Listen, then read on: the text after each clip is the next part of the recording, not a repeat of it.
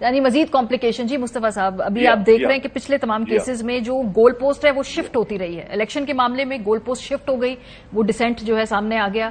اس معاملے میں بھی آپ کو لگتا ہے کہ گول پوسٹ شفٹ ہو جائے گی، یا کہیں اب جو نئی کورٹ کی حیت ہے جس میں شاید ایک نئے چیف جسٹس ہوں، کچھ مختلف معاملات ہوں؟ یہ ایک تماشا لگا ہوا ہے اس ملک میں، اور یہ تماشا اتنے عرصے سے جاری ہے، اور ہم 25 کروڑ لوگ، ان کی جو زندگی ہے اس کے بارے میں ہمیں کوئی پرائرٹی میں ہماری ہے ہی نہیں.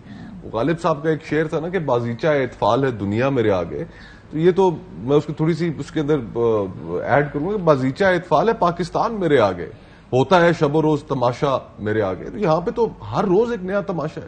ہم نے آئین کا تقدس ہو، کوئی اپنے آپس کے اندر جو ریڈ لائن سیاستدانوں کی ہو، 90 ڈیز کی اب جو سب سے امپورٹنٹ ریڈ لائن تھی جو سیاستدانوں کے لیے اہمیت رکھتی تھی، وہ ہم نے پنجاب میں وائلیٹ کی، پھر ہم نے خیبر پختونخوا میں وائلیٹ کی، پھر بدنیتی سے سینسس کو، مردم شماری کو نوٹیفائی کیا اس لیے کہ الیکشنز ڈیلے ہو جائیں.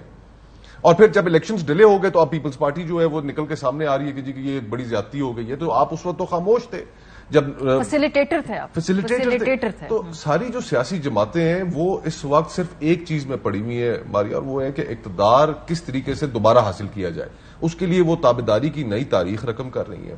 اس ملک میں پاور پالیٹکس اس حد تک عام ہو گئی ہے کہ عوام کے ایشوز اب کوئی اہمیت نہیں رکھتے، ایک عام آدمی کی زندگی اہمیت نہیں رکھتی، اور سیاست کا محور عام آدمی کے ایشوز ہونے چاہیے. جو سارا ہم نے بگاڑ پیدا کیا ہے، اس کی کاسٹ کون پے کر رہا ہے؟ اس کی کاسٹ سارا ملک پے کر رہا ہے. میرے نزدیک پورے اگلے 2 ہفتوں کی مین خبر ہونی چاہیے تھی کہ ہم جڑاوالا کے ایشو کے اوپر بات کرتے ہیں. ہم جس طرح سے جناح ہاؤس لے کر جاتے ہیں اپنے سول سوسائٹی کے لوگوں کو، ہم اپنے بچوں کو، اپنی سوسائٹی کے اور لوگوں کو وہاں لے جا کے دکھاتے، ان ججز کو بتاتے کہ یہ ہمارے ملک کی اس وقت پرائرٹی ہونی چاہیے کہ ہمارے. تو معاشرہ کس طرف جا رہا ہے، ملک کس طرف جا رہا ہے، اور ہماری ترجیحات چیک کریں. اب یہ سارا جو اب یہ بحران ہے، یہ بحران مزید آگے بڑھے گا. اب سپریم کورٹ کی آپ نے بات کی، سپریم کورٹ کی 63A کی جو انٹرپریٹیشن ہے، اور سپریم کورٹ کے اندر جو ڈویژنز ہیں، ہر دوسرے روز کوئی کیس لگتا ہے. پرسوں ایک کیس لگا ہوا تھا جس میں جسٹس منصور علی شاہ صاحب نے کہا کہ جی کہ نہیں، ایک لارجر بینچ کانسٹیٹیوٹ کیا جائے نیب والے ایشو کے اوپر.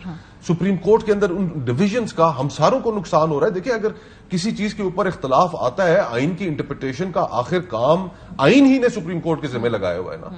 اور وہ سپریم کورٹ اگر نہیں کر پا رہی، اپنی ڈویژنز کی وجہ سے نہیں کر پا رہی، تو وہ معاشرے کے اندر اتنی اس تقسیم کو ہوا دے رہی ہے.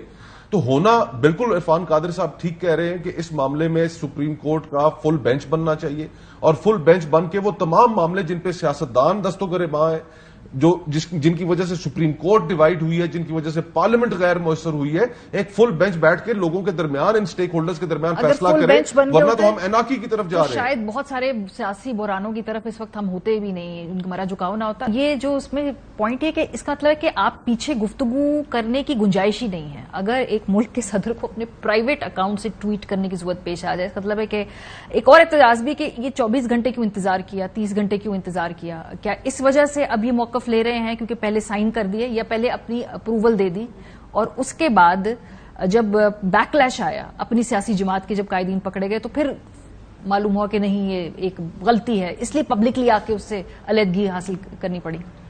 دیکھیں، جو بیک گراؤنڈ ہے اس کے بارے میں تو ہم گمان ہی کر سکتے ہیں کہ کیا ہو رہا ہوگا بیک گراؤنڈ میں، لیکن ہمارے سامنے جو فیکٹس موجود ہیں وہ تو ان کی ٹویٹ موجود ہے، اور اس کے ذریعے لیگل کمپلیکیشنز کھڑی ہو گئی، اس کے ذریعے ایک آئینی بحران کھڑا ہو گیا اور پوری دنیا میں پاکستان کا ایک مذاق بھی بن گیا. ایک تو بنانا ریپبلک کا لفظ استعمال ہوتا تھا. میں آج ٹویٹر پہ دیکھ رہا تھا، سوشل میڈیا پہ، کہ لوگ طرح طرح کے نام پاکستان کے لیے دے رہے تھے. کوئی اس کو مینگو ریپبلک کہہ رہا تھا، کوئی کیا کہہ رہا تھا. تو ہم تو بالکل اس چیز پہ تلے کھڑے ہیں کہ ہم نے اس ملک کی جو تھوڑی بہت کہیں اگر کوئی ایک گلمر بھی تھا، کسی چیز کا ایک رمق بھی تھی، تو ہم اس کو برباد کر کے چھوڑیں گے. اور تمام جو سٹیک ہولڈرز ہیں، جن کے اندر اسٹیبلشمنٹ بھی شامل ہے، کہ کوئی ایک دوسرے کے ساتھ بیٹھ کے اس معاملے کو حل کرنے پر نظر نہیں آ رہا. یہ بحران بہت پرولونگ ہو گیا ہے، اور فرینکلی یہ بحران شروع ہوا ہے ڈان لیگ سے، اور آج تک پاکستان میں ہم پورے 10 سال ضائع کر چکے ہیں اس پولیٹیکل انسٹیبلٹی، ریکور نہیں کر پائے، نہیں ریکور کر پا رہے، اور اس کے اندر نئی ڈائمینشنز ایڈ کرتے جا رہے ہیں. تو میرے تو صرف یہ پوائنٹ آف ویو ہے ماریا کہ ہم نے یہ 10 سال جو ہم نے پورا ایک کرائسس کا سائیکل گزارا ہے، ہم نے اس کی شدت میں بھی اضافہ کیا ہے.